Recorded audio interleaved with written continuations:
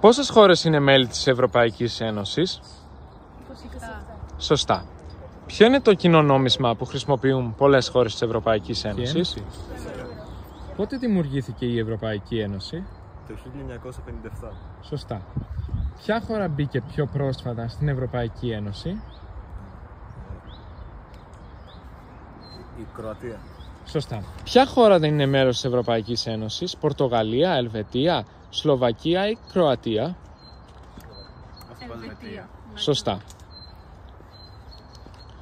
Ποια είναι η πρωτεύουσα της Ευρωπαϊκής Ένωσης? Παρίσι, Ρώμη, Βρυξέλλες ή Βερολίνο? Βρυξέλλες. Σωστά. Ποιος είναι ο ύμνος της Ευρωπαϊκής Ένωσης? Η Ευρώπη των Εθνών, Οδή στη Χαρά ή Ενωμένη για πάντα? Η Οδή στη Χαρά. Ναι. Σωστά. Πότε μπήκε η Ελλάδα στην Ευρωπαϊκή Ένωση? Το 1976, το 1985, το 1981 ή το 1988? Εγώ θα πω το 88. Λάθος. Εγώ θα πω το 71.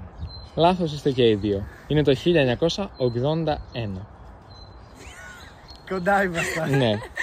Ποιο είναι το νόμισμα της Ευρωπαϊκής Ένωσης? Δολάριο, λίρα, ευρώ ή ρούβλια? Ευρώ. Ευρώ. Εντάξει.